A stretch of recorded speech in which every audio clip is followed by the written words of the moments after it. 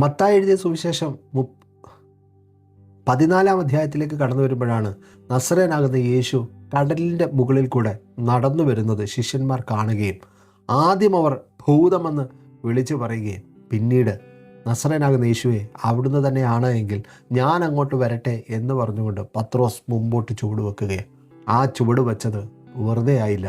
കർത്താവിൻ്റെ കണ്ണിൽ നോക്കിക്കൊണ്ട് കർത്താവിനെ തന്നെ യഥാർത്ഥമായി വിശ്വസിച്ചുകൊണ്ട് മുമ്പോട്ട് ചുവട് വെച്ച അവൻ്റെ ജീവിതം പതറിപ്പോയില്ല. അതുപോലെ പ്രിയ ദൈവവേദനേ, നീ കർത്താവിൻ്റെ മുഖത്തെ നോക്കിയാണ് യാത്ര ചെയ്യുന്നത് എങ്കിൽ എത്ര നിന്നെ മുക്കിക്കളയുന്ന തിരമാലയാണെങ്കിലും എത്ര ഹുങ്കാര ശബ്ദത്തോടെ തകർത്ത് കളയുവാൻ കയറി വരുന്ന പ്രതിസന്ധിയാണെങ്കിലും ആ പ്രതിസന്ധിയെ നോക്കാതെ കർത്താവിൻ്റെ മുഖത്തേക്ക് തന്നെ നോക്കിയാൽ അത്ഭുതകരമായ ദൈവപ്രവൃത്തി ചെയ്യാൻ എൻ്റെ കർത്താവ് ശക്തനാണെന്ന് ഈ വചനം അധികം ബലത്തോടുകൂടി വിളിച്ചു പറയുന്നു.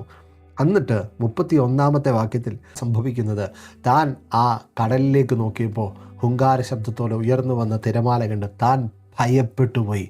ആ ഭയം അല്പനേരത്തേക്ക് അവനെ വേട്ടയാടിയപ്പോൾ ആ ഭയം തന്നെ അവനെ ആ വെള്ളത്തിൽ മുക്കിക്കളഞ്ഞു. ആ മുക്കിക്കളഞ്ഞ നിമിഷം തന്നെ കർത്തൻ അരികിൽ വന്ന് കരത്തിൽ പിടിക്കുന്നു. അതാണ് 31 വാക്യം വിളിച്ചു പറയുന്നത്. യേശു അവിടെ നിന്നുകൊണ്ട് അവനോട് പറയുക, അല്പവിശ്വാസിയെ നീ എന്തിന് സംശയിച്ചു? പ്രിയ ദൈവവേദനേ, ഇതുപോലെ നമ്മളുടെ ജീവിതയാത്രയ്ക്കകത്തിലും പ്രതിസന്ധികൾ കടന്നു വന്നപ്പോൾ നമ്മൾ അതിജീവിച്ചില്ലേ? കഴിഞ്ഞ നാളുകളിൽ മറ്റുള്ള അനേകർക്ക് വന്ന പ്രതികൂല സാഹചര്യങ്ങൾ നമ്മുടെ ജീവിതത്തിലെ മേലും വന്നില്ലേ? പക്ഷേ അതിനെയെല്ലാം നമ്മൾ കർത്താവിൻ്റെ മുഖത്ത് നോക്കി തരണം ചെയ്തില്ലേ? പിന്നെ എന്തിനാ ഇപ്പോൾ ഭയപ്പെട്ട് നിൽക്കുന്നത്? കർത്താവിൻ്റെ മുഖത്തോട്ട് തന്നെ നോക്കിയിട്ട് പറ, കഴിഞ്ഞ നാളുകളിൽ നടത്തിയ ആ നല്ല കർത്താവിന് ഇന്ന് ഇതിലും ശ്രേഷ്ഠമായി എന്നെ നടത്താൻ കഴിയുമെന്ന് ഇവിടെ കർത്താവ് ചോദിക്കുന്നു. നിൻ്റെ ഉള്ളിലെ അല്പവിശ്വാസത്തെ പൂർണ്ണമായി എടുത്ത് മാറ്റിയിട്ട് കർത്താവിൽ തന്നെ അടിയുറച്ച് വിശ്വസിച്ച് മുമ്പോട്ട് ചുവട് വെക്കുമ്പോൾ നിശ്ചയമായി ഞാൻ പറയാം, ഈ ഒരു അനുഗ്രഹമായി തീരും.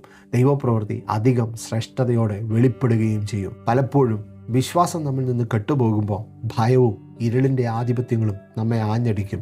അതിനകത്തിൽ നിന്ന് നാം മുമ്പോട്ട് ജയിക്കാൻ കർത്താവ് ആഗ്രഹിക്കുന്നു. അതുകൊണ്ട് കർത്താവിൻ്റെ മുഖത്തേക്ക് തന്നെ, കർത്താവിൻ്റെ കണ്ണിലേക്ക് തന്നെ നോക്കി മുമ്പോട്ട് ചുവട് വെക്ക്.